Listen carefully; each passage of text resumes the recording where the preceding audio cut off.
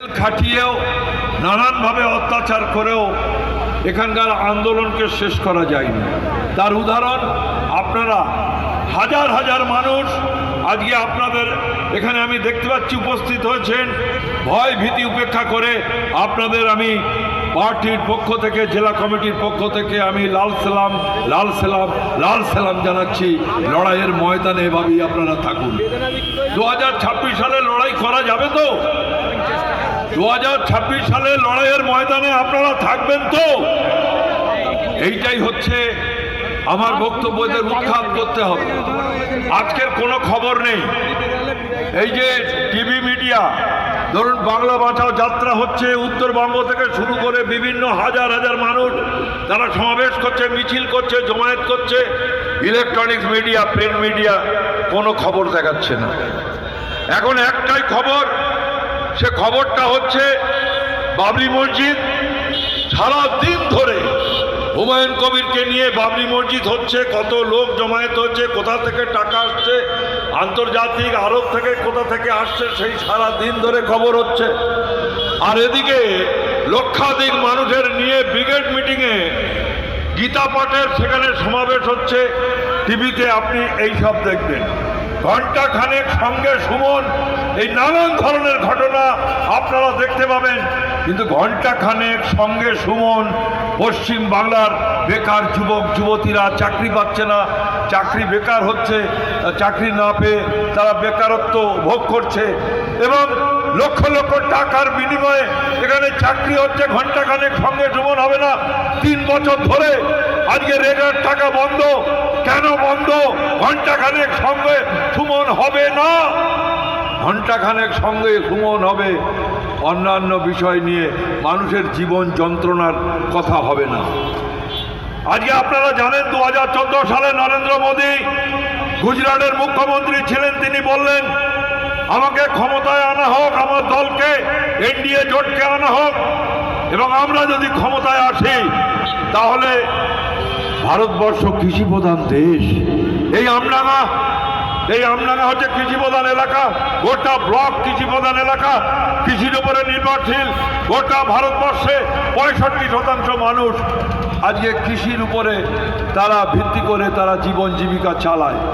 1995 সালে একটা তথ্য বেরিয়েছিল, তখন 4 লক্ষ কৃষক তারা ফসলের দাম না পেয়ে তারা আত্মহত্যার পথ বেছে নিয়েছিল।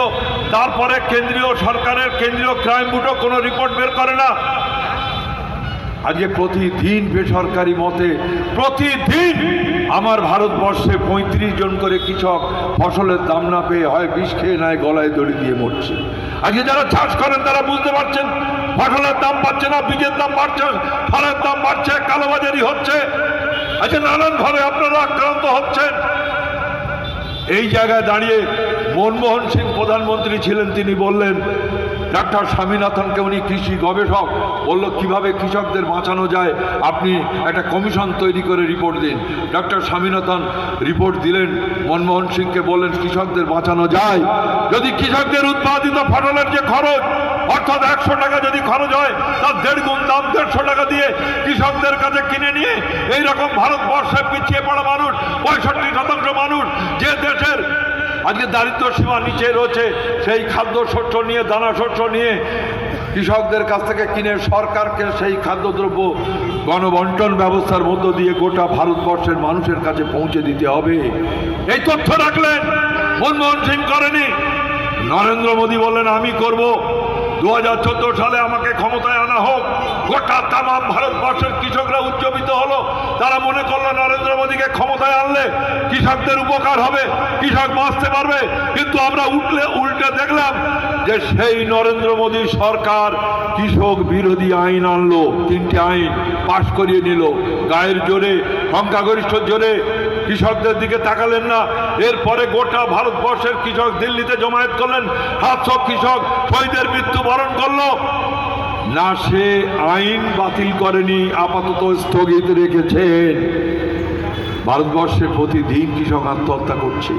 আজকে এই অবস্থায় দাঁড়িয়ে আজকে আমরা যারা লাল ঝান্ডা করি, আমরা যারা কমিউনিস্ট পার্টি করি, আমরা বারে বারে বলছি যে 2014 সালের যে সরকার ক্ষমতায় এসেছিল আমরা বলেছিলাম এরা করবে না, কারণ অটল বিহারী বাজপেয়ী মমতা ব্যানার্জির এনডিএ জোটের সরকার যখন দিল্লিতে ক্ষমতায় ছিল, আমরা বলেছিলাম বামপন্থীরা 2 টাকা দরে চাল গম আজকে ভারতবর্ষের মানুষকে গণবন্টন ব্যবস্থার মধ্য দিয়ে দেয়া হোক, না দেয়নি। আমরা দেখলাম অটল বিহারী বাজপেয়ী মমতা ব্যানার্জি সেই সরকার আজকে 2 টাকা দরে চাল গম আমেরিকায় পাঠিয়ে দিল। আমেরিকার মানুষ খাওয়ার জন্য নয়, আমেরিকার শুয়োর আর শুয়োরের বাচ্চাদের খাওয়ার জন্য এই অটল বিহারী বাজপেয়ী মমতা ব্যানার্জিরা সেদিন চাল গম পাঠিয়ে দিয়েছিল, ভারতবর্ষের মানুষকে খেতে দেয়নি। কোন হিন্দু রাষ্ট্র করতে চাইছে নরেন্দ্র মোদীরা? আজকে আপনারা একটা তথ্য নিশ্চয়ই দেখতে পাবেন নরেন্দ্র মোদীর এই আমলে। সেখানে একটা তথ্য বের করেছে, 1,30,000 কৃষক ফসলের দাম না পেয়ে বিষ খেয়ে গলায় দড়ি দিয়ে মরেছে।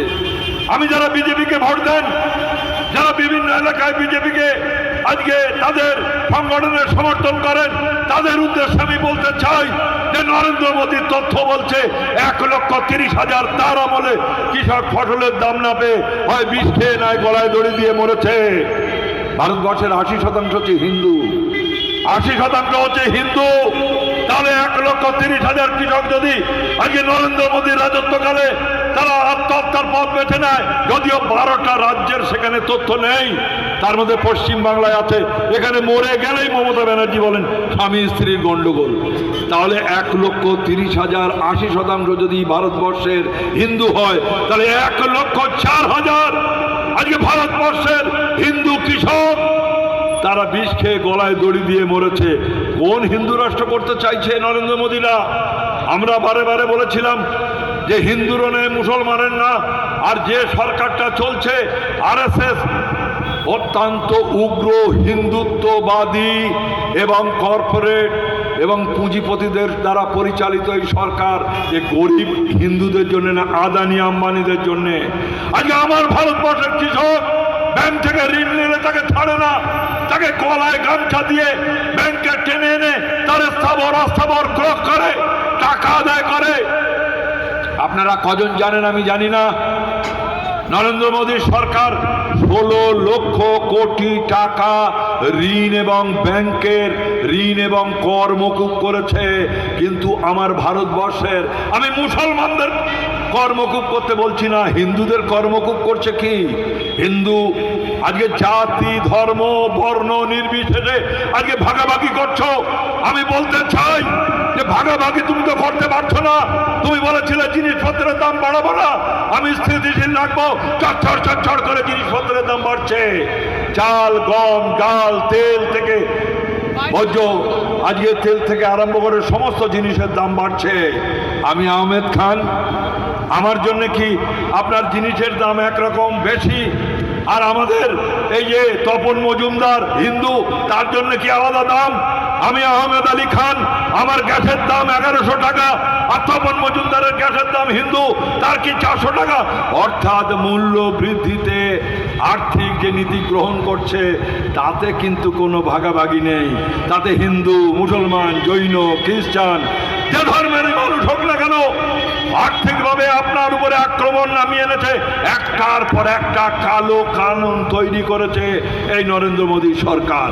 2 কোটি বেকারের চাকরি দেবে, মুসলমানের চাকরি তুমি কজন দিয়েছে জানি না, দিতে হবে না, কোটি কোটি। আজকে আমার ভারতবর্ষের বেকার যুবক যুবতী রয়েছে, তাদের চাকরি কোথায়? তুমি বলেছিলে 2 কোটি করে বেকারের চাকরি দেবো, কোথায় চাকরি? উল্টে আমরা বলেছিলাম, আমাদের কথা মানুষ কেউ বিশ্বাস করেনি। যখন অটল বিহারী বাজপেয়ী আজকে এরা যখন রাজত্ব করেছে, আমরা নরেন্দ্র মোদী যখন বলছে 2 কোটি বেকারের চাকরি দেব, আমরা মানুষকে বলেছিলাম যে আজকে অটল বিহারী বাজপেয়ী মমতা ব্যানার্জি সরকার আজকে সেই সময়ে যারা বাপ কাকারা চাকরি করছিল তাদের চাকরি খেয়ে নিচ্ছে। আর নরেন্দ্র মোদী আপনাদের বছরে 2 কোটি বেকারের চাকরি দেবে, হতে পারে? আমাদের কথা মানুষ বিশ্বাস করেনি, তারা বিজেপিকে ভোট দিয়েছে, সরকারে এসছে। আজকে দেখতে পাচ্ছেন তো, আজকে সরকারে কোনো নিয়োগ নেই, 15 লক্ষ পদ শূন্য রয়েছে, কোনো নিয়োগ নেই। উপরন্তু যারা চাকরি করছিল অটল বিহারী বাজপেয়ীর আমলে ভিআরএস দিতে হচ্ছে। আর সমস্ত স্থায়ী চাকরি বলে কিছু নেই, সমস্ত ভারতবর্ষের সম্পদ বিক্রি করে দিচ্ছে আদানি আম্বানি সহ দেশ বিদেশের পুঁজিপতিদের কাছে। কোন হিন্দু রাষ্ট্র করতে চাইছে? কোন হিন্দু রাষ্ট্র করতে চাইছে নরেন্দ্র মোদীরা? ভাবতে হবে, আপনাদের ভাববার সময়।